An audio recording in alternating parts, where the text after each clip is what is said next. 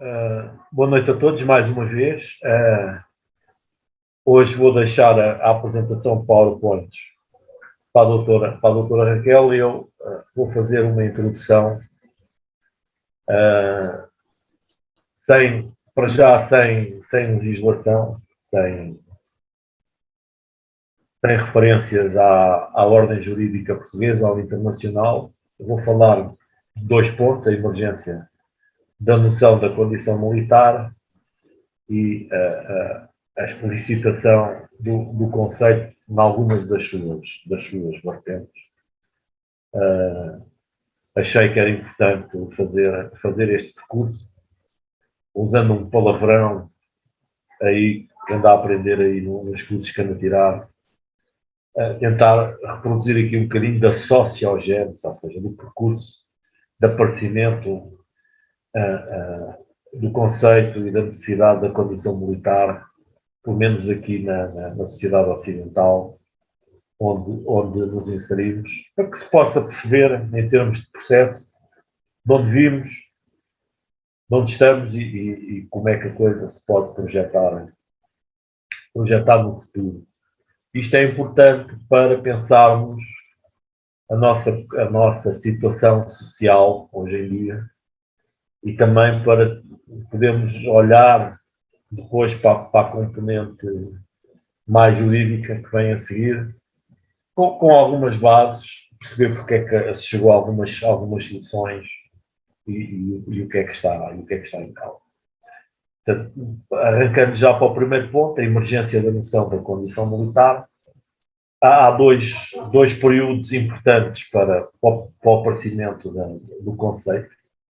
O primeiro no século XVI e XVII, a experiência da expansão e das guerras de formação dos Estados nessa altura levam a que na área naval e na área militar terrestre apareçam explicitamente profissões.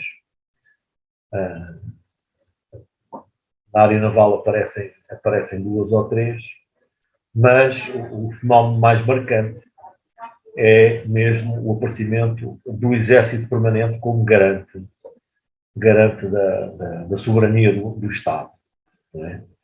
1640, daí para a frente, no fim das guerras civis em Inglaterra, as guerras ali por aquela zona entre a Suécia e a Alemanha, a Suécia e a Dinamarca, começa a aparecer esta noção de exército permanente, inclusive com o fardamento standardizado,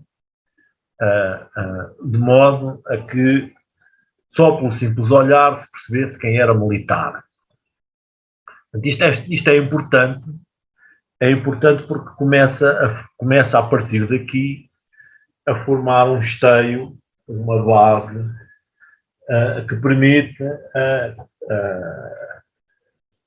alargar o modo de vida militar de certas camadas sociais, a aristocracia, a nobreza, se quiser, vai se espalhando, vai começando a ser alargado a outras camadas, a outros estratos sociais. A seguir, no século XVIII e XIX que se consolida não só esta noção de exército permanente, mas uma verdadeira noção da profissão militar de uma forma mais total. Primeiro com a Revolução Francesa, que alarga este conceito de exército permanente ao povo em armas. É a primeira vez que na história já não lutam pelo rei, lutam pela nação francesa. Né? É preciso lembrar que a divisa da Revolução Francesa não termina na liberdade, igualdade e fraternidade. Estende-se ao conceito de nação, à unidade e indivisibilidade da República. Isto é muito importante porque assim liga, é nesta altura que se liga o destino dos exércitos, o destino dos militares ao destino da nação de uma forma clara. não é? Portanto, já não há aqui um vínculo pessoal, já não há um juramento de fidelidade à pessoa do rei, há um juramento de fidelidade à nação e àquilo que representa a nação, os seus valores, os seus princípios, às constituições. Portanto, isto leva, depois com a crescente industrialização, no século XIX, na Prússia, quebrar definitivamente o vínculo das chefias militares com a nobreza e instituir uma meritocracia, né? Fazendo uma regulamentação que deve mandar nos exércitos quem demonstra que tem mérito. Isto arrasta a máquina do Estado também, por sua vez, pela lógica das conquistas e das guerras entre nações do século XIX, a uma determinação e uma configuração jurídica e administrativa maior, sendo que é nesta altura que aparece o tal conceito jurídico, a tal configuração jurídica administrativa, expressa pela primeira vez por um tal de Otto Meyer, né, que é as relações especiais de poder, mas que na doutrina administrativa na altura, depois tem outros nomes, mas todos apontam para um estatuto especial ou específico dos militares na sociedade, que nesta altura já não é só tanto da ligação pelo juramento à nação e aos valores constitucionais, mas é também a clara assunção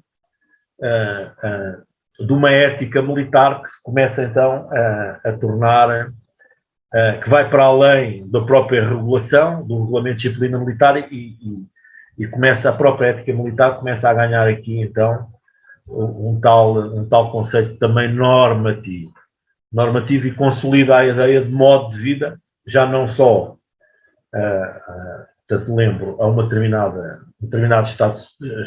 estatuto social, um determinado extrato, mas a todos os que abraçam como vocação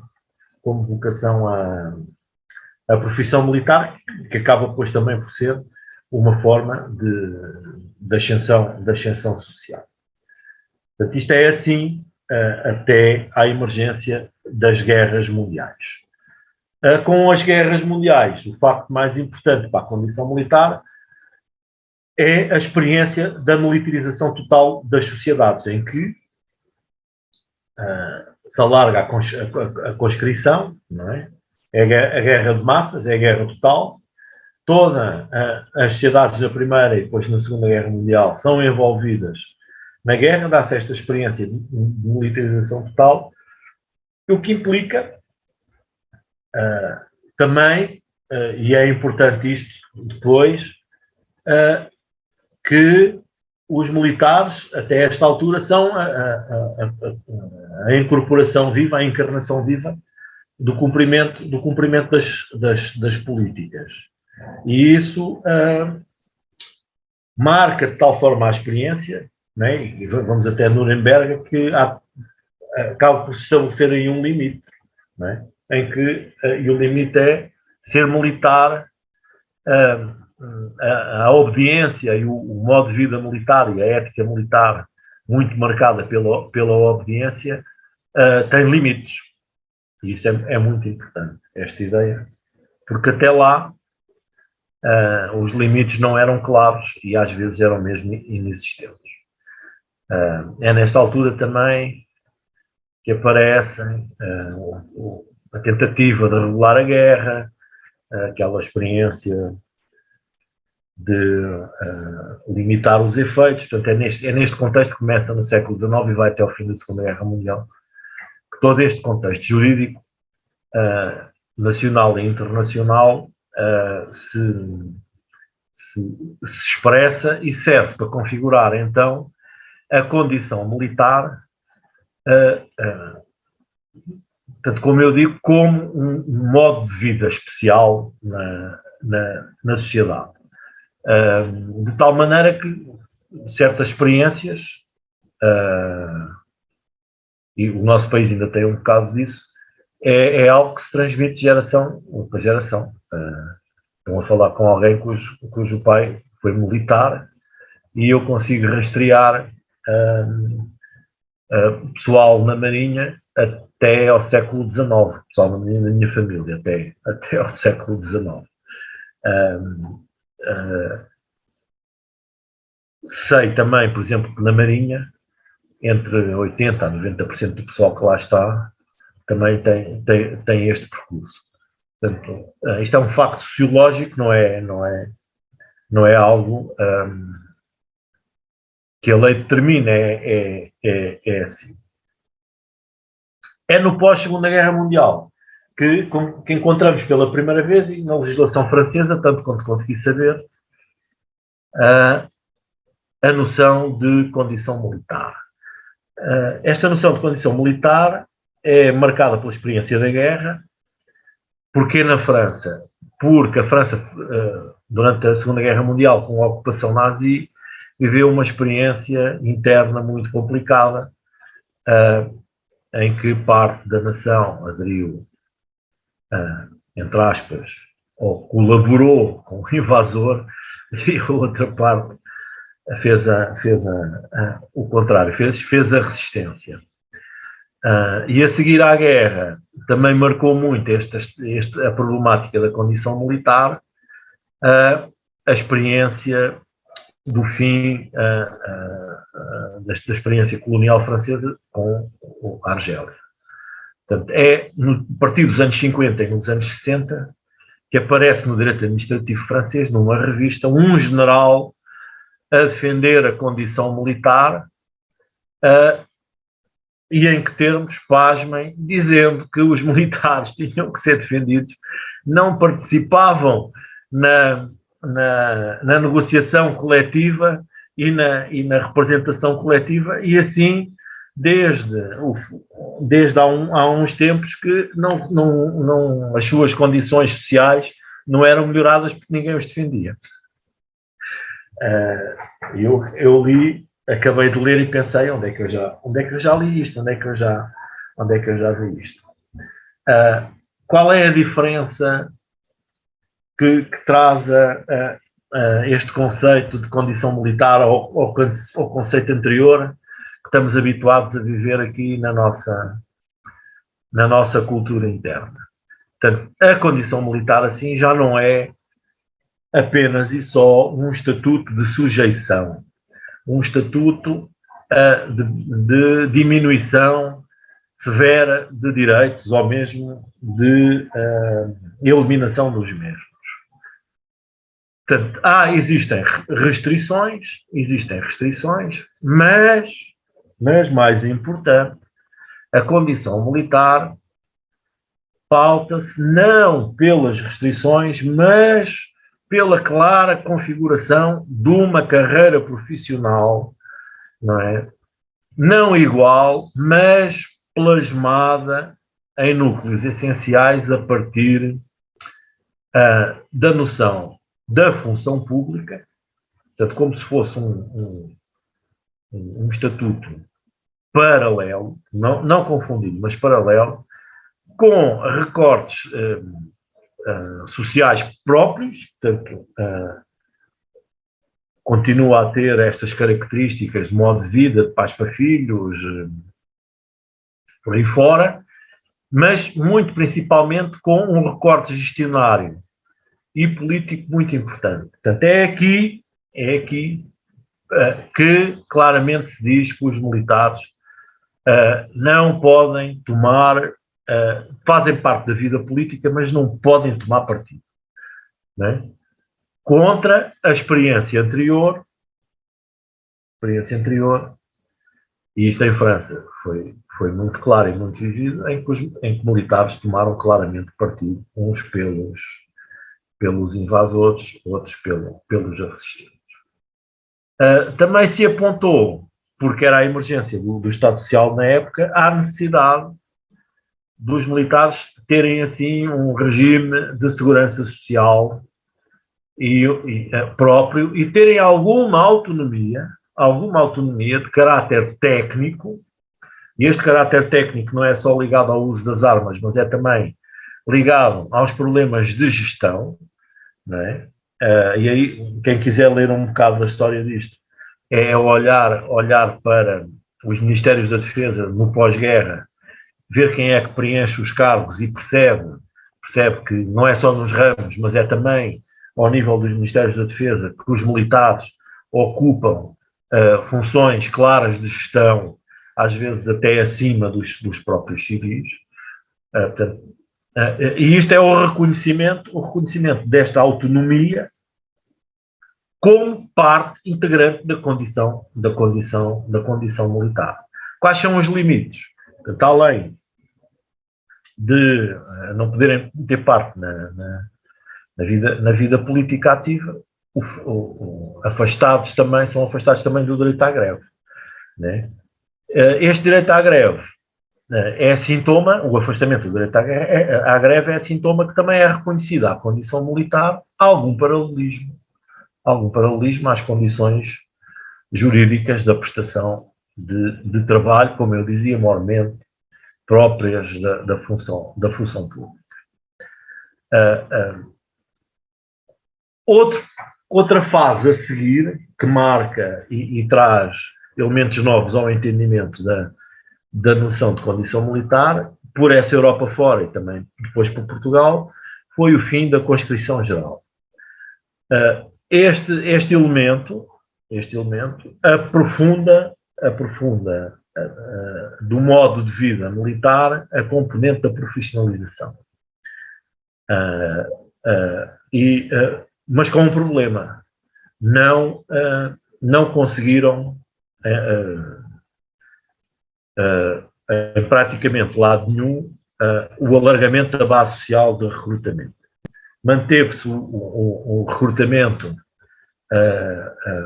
de formas parecidas da base social já existente, mas não foi possível levar ao alargamento da base social de recrutamento. E aí a vertente faz-se acentuar a vertente da profissionalização e começamos a ver então o surgimento por todo o lado da solução dos contratados. Não é? E o contratado assume a condição militar, mas já não tem esta componente de modo de vida.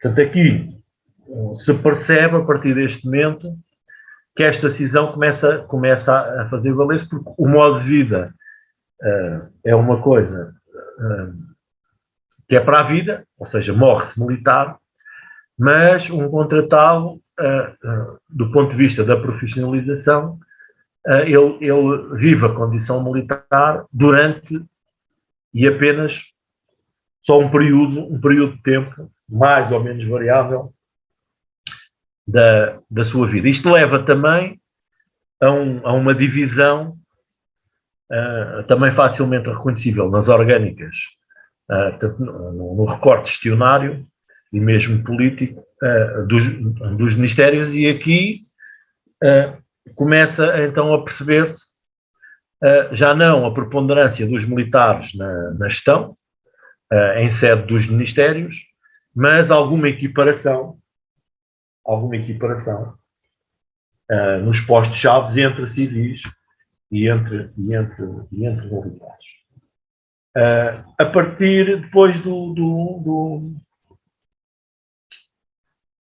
11 de setembro, curiosamente, por todo o lado, há uma desvalorização dos orçamentos militares e começa uma tendência a fazer diminuir, portanto, a condição militar como expressão de um modo de vida, a fazer aumentar o entendimento da condição militar como uma profissão, ao ponto de ela ser mais uma profissão, e o contexto começa a induzir problemas de recrutamento, que ainda hoje se mantêm, e problemas da retenção. o que nos traz ao contexto atual, onde, para além dos problemas de retenção nas fileiras, todos conhecemos, já vamos na fase da depreciação relativa. Depreciação relativa do valor social da função militar. Portanto, já ultrapassámos a barreira da condição militar, já é a própria função militar que começa a ser entendida de outra maneira. O que é que isto quer dizer? Quer dizer que aquele fundo histórico, começado lá no século XVI, consolidado no século XVIII e XIX, posto em prática na experiência das guerras, como ligação fundamental à nação, hoje em dia, já não tem um vínculo tão forte e já não sustenta a função militar, começando a aparecer a função militar como mais uma função de caráter técnico ligada à realização de funções de soberania, mas não só, a outras funções, o que leva a um crescente envolvimento da função militar em contexto internacional global, já sendo possível encontrar empresas especializadas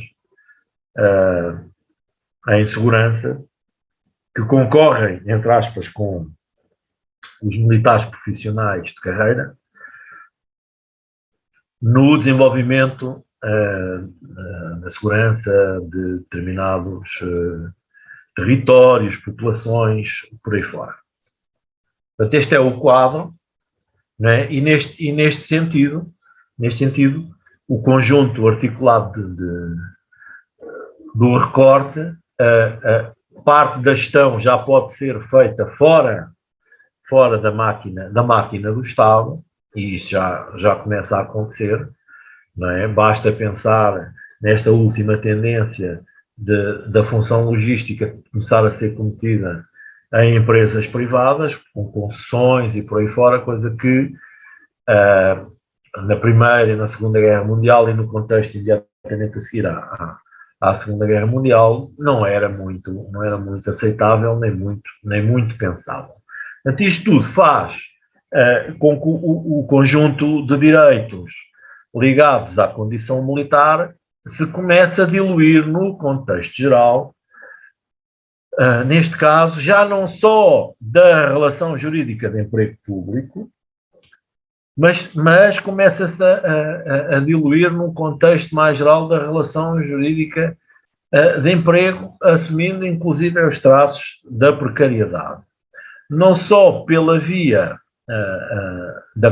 dos militares contratados, mas pela desagregação das funções militares em subfunções que começam a ser contratadas e subcontratadas no desenvolvimento dessas funções. Aliás, o mesmo está a acontecer também à relação jurídica de emprego público. Portanto, as funções do Estado, nesta altura, também estão neste contexto. Portanto, em síntese, eu posso dizer que, havendo uma emergência do conceito, ele não perdeu pertinência, não é?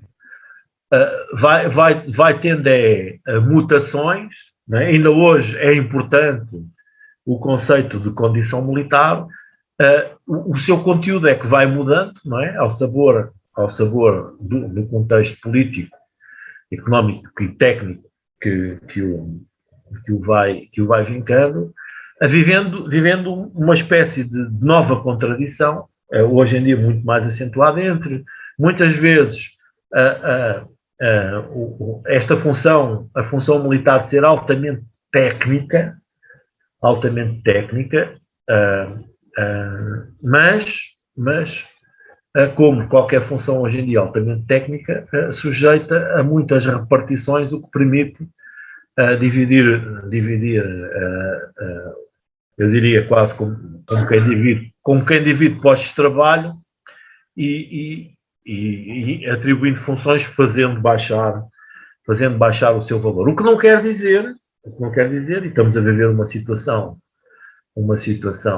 de guerra na Europa, que poderá, analisar deste ponto de vista, podemos tirar daqui algumas lições, não quer dizer que a função militar não continue a ser importante, não é? E a condição militar a ela ligada não continua a ser muito importante para a função militar, porque é ela que permite, de facto, levar a bom termo as funções militares, porque a condição militar, continua a assentar no seu núcleo, num juramento com mais ou menos valor, mas muito, muito mais hoje, no caráter técnico, na valia técnica de quem exerce essa função. Portanto, convém, assim, dentro deste quadro, chegar ao exemplo português. Conflito. Portanto, chegar ao quadro português e fazer um bocadinho, então, a explicitação do conceito. Portanto, existe uma lei de bases de 89. Lá vem o que é a condição militar. Não vem um conceito de condição militar. Vem uma explicitação do conceito. Não é uma explicação.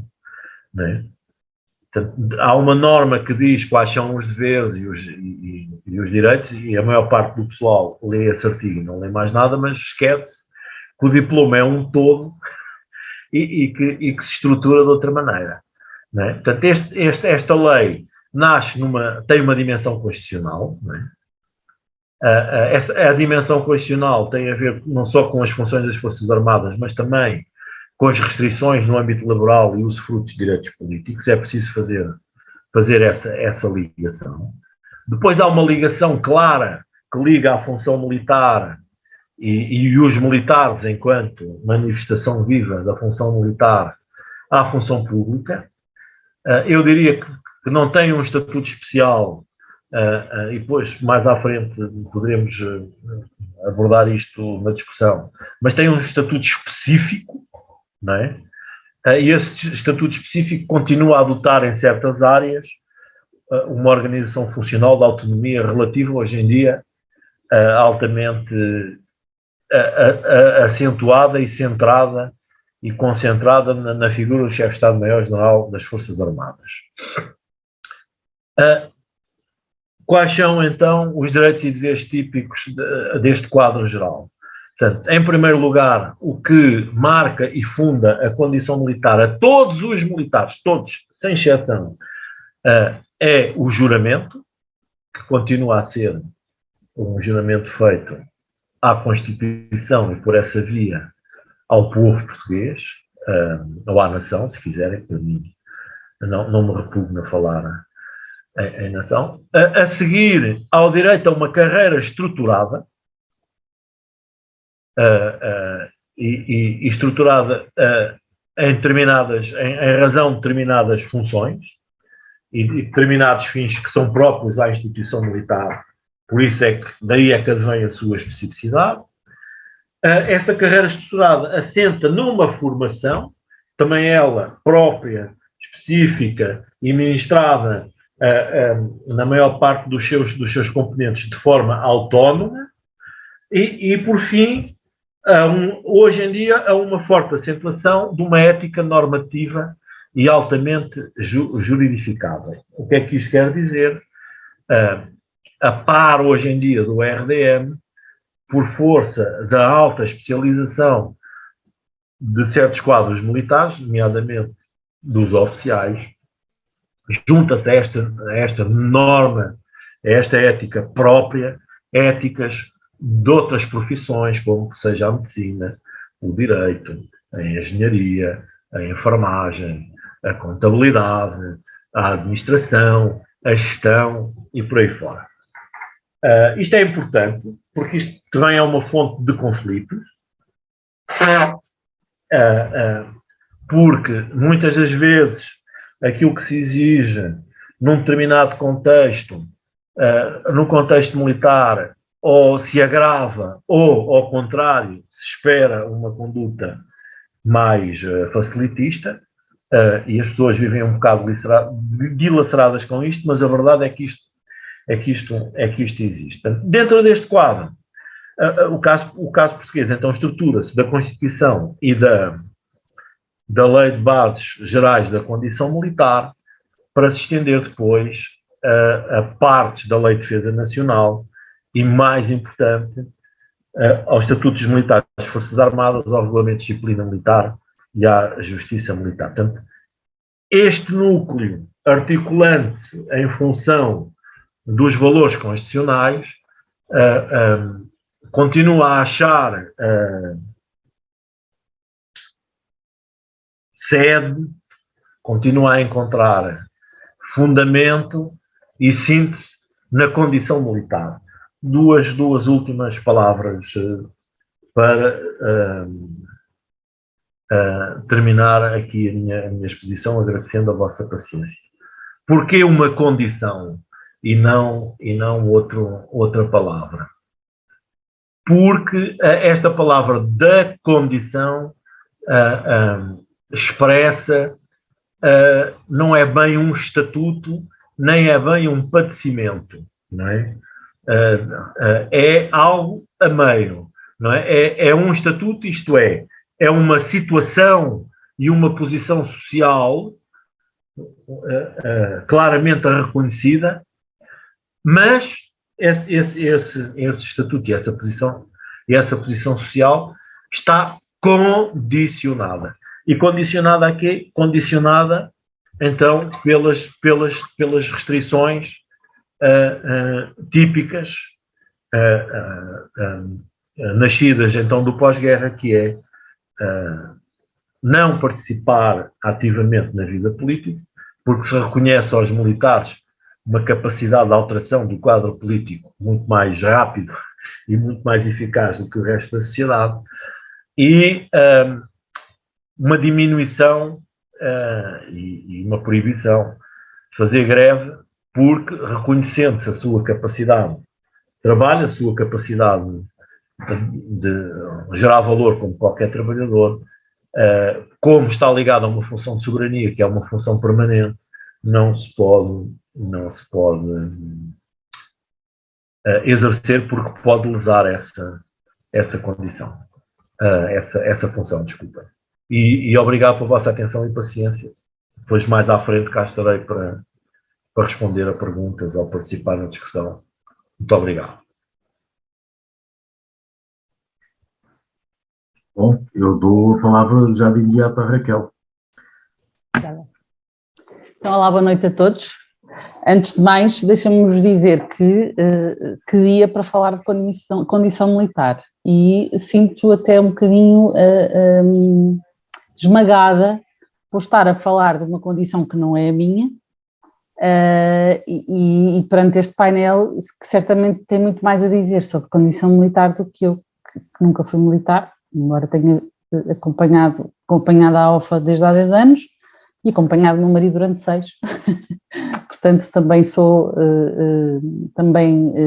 vi de perto um bocadinho do que é a condição militar. Obviamente que eu estava à espera de aprender mais do que propriamente venho aqui transmitir e assim foi. Eu, se calhar, vou repetir aqui algumas ideias, mas que o Batista já expôs e de forma, aliás, brilhante, um bocadinho mais numa perspectiva que é a minha, que é a jurídica, para tentar trazer aqui alguma discussão. Eu também não fiz PowerPoint, porque achei que falar livremente sobre este tópico seria, se calhar, mais interessante do que estar presa às galhetas dos esquemas. Mas começaria então pelo seguinte: eu fui também tentar ler um bocadinho mais no âmbito do direito militar. Eu sofro muito com isto no dia-a-dia e hoje não foi exceção de haver pouca gente a escrever sobre a matéria, mas apesar de tudo ainda há alguns, e concretamente sobre a condição militar, gostei aqui de uma definição que li do Coronel Luís Pimentel, que tem uma tese sobre a restrição dos direitos fundamentais dos militares, e então ele fala, ele define a condição militar de forma bastante interessante, porque, tal como dizia o Batista, a lei, as leis, apesar de falarem da condição militar, não têm uma noção de condição militar. Nós construímos este conceito através do que a lei diz que tem a condição e o que não tem.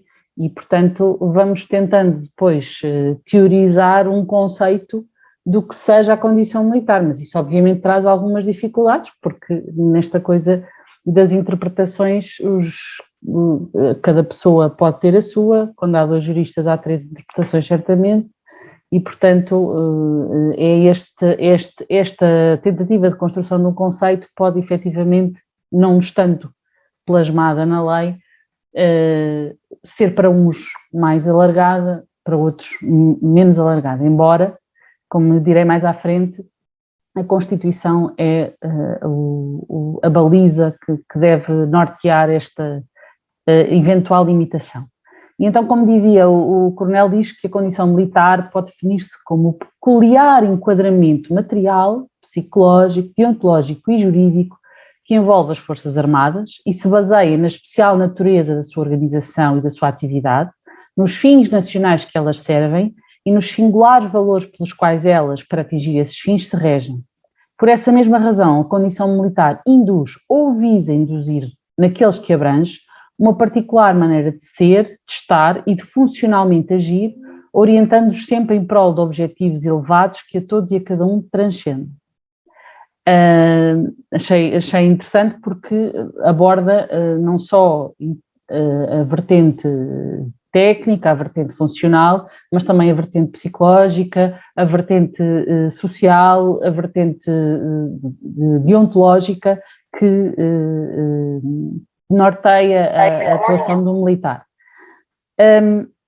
Como dizia, nós para vermos o que é a condição militar temos que ir buscar o seu enquadramento normativo e percebemos que a lei vai dizendo o que é e o que não é, e que lei é essa? É a Lei de Bases do Estatuto da Condição Militar, que o Batista já falou, a Lei número 11/89, é também o Estatuto dos Militares das Forças Armadas, que neste momento é o Estatuto aprovado em 2015, é também a Lei de Defesa Nacional, a Lei número 1/2009, que no artigo 27 também nos fala da condição militar, é o Regulamento de Disciplina Militar e é o Código de Justiça Militar. Portanto, todos eles, debaixo do chapéu da Constituição, são os diplomas mais importantes que nos permitem perceber então o que é isto da condição militar. Sendo que a condição militar, na perspectiva como eu vejo e como também alguns teóricos veem este estatuto, é uma condição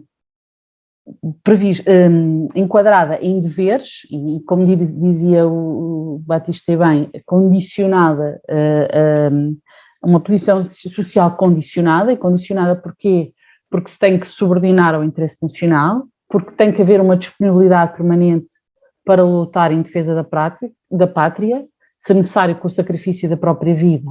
E também, lembrando alguns dos discursos do comandante Almeida Moura, de matar, mas também de morrer e de matar, sujeição aos riscos inerentes ao cumprimento das missões, bem como formações e treinos, subordinação à hierarquia militar, a permanente disponibilidade para o serviço, ainda que com sacrifício dos interesses pessoais.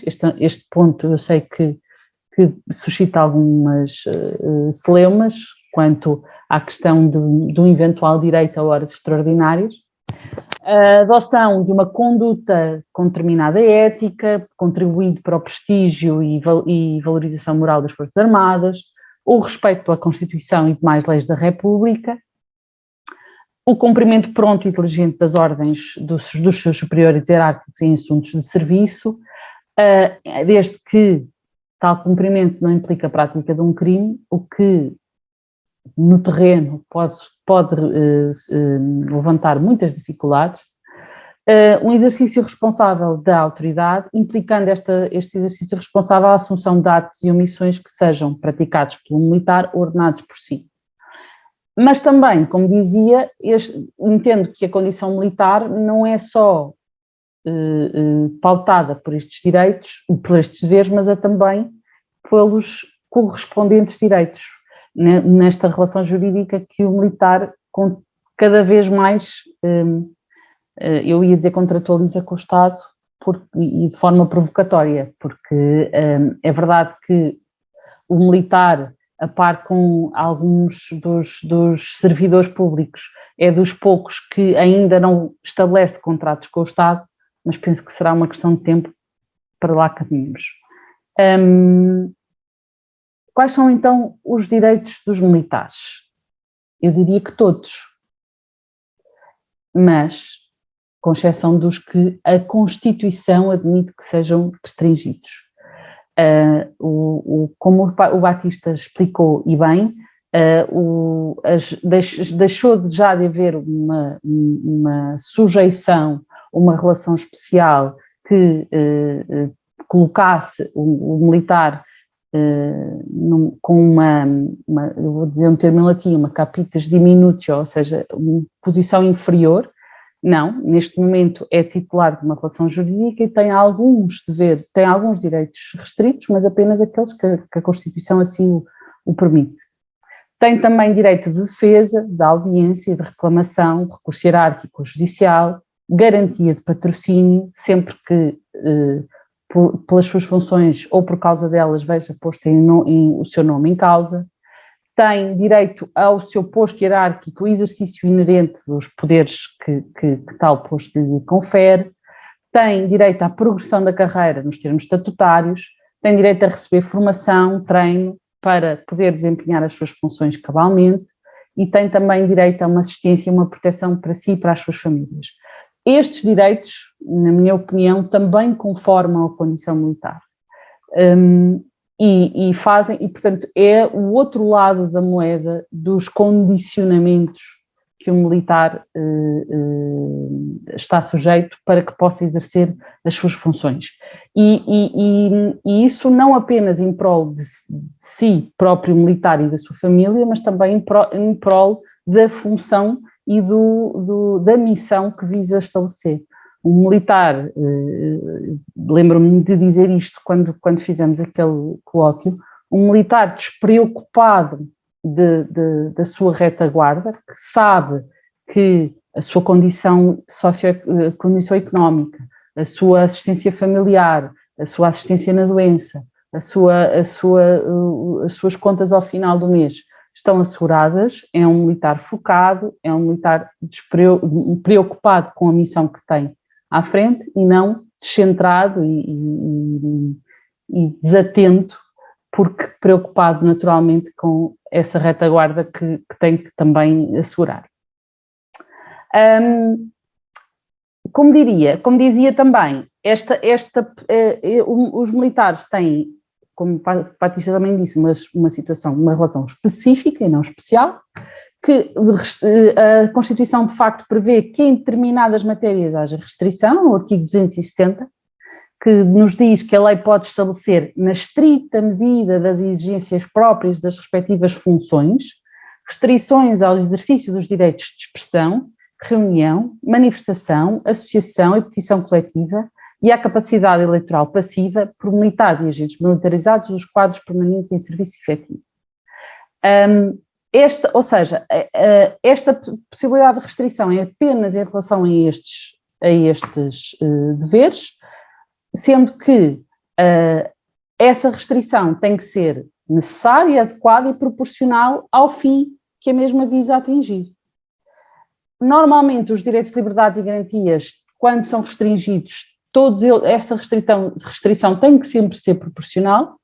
No caso dos militares, esta restrição ainda é mais específica, porque a Constituição da República Portuguesa diz-nos também que a lei pode restringir, mas esta lei é uma lei que é da reserva legislativa absoluta da Assembleia da República, Portanto, não pode ser sequer através de decreto-lei autorizado e exige uma maioria parlamentar qualificada. Portanto, se nós consultarmos os artigos 164, a linha O, e 168, número 6, a linha E, percebemos esta questão. Portanto, não é qualquer lei que permite que se restrinja os direitos fundamentais dos militares nesta matéria e também não é fácil qualquer maioria parlamentar fazê-lo. É preciso uma maioria qualificada, que significa que na quase 90% das vezes, tendo em conta a história da nossa democracia, diria que quase nunca apenas um partido pode fazer esse tipo de restrições. O que significa, em resumo, e procurando me calar, porque acho que estas reuniões são sempre muito mais produtivas depois do que propriamente na exposição, eu resumiria que os militares e a condição militar é um conjunto, visa de um estatuto que se compõe de facto por direitos e deveres. Os direitos fundamentais dos militares decorrem como qualquer cidadão do seu estatuto. Não há um estatuto de sujeição, há um estatuto de direitos fundamentais. Não há uma cláusula geral de restrição e estas restrições apenas podem ser implementadas desde que sejam necessárias, sejam exigíveis e sejam proporcionais ao fim que se pode estar em causa nessa restrição. O que significa que muitas das restrições atuais, se calhar, e deixando esse mote para quem quiser pegar nele, podem não ser constitucionais, porque podem se calhar ser desproporcionais em relação ao fim que visam atingir, por exemplo, o facto de haver uma restrição no âmbito da negociação coletiva e da representação coletiva. E pronto, e é isto. Espero que tenha contribuído para lançar a discussão sobre o tema. Obrigada. Muito bem, obrigado Raquel, obrigado Batista uma vez mais.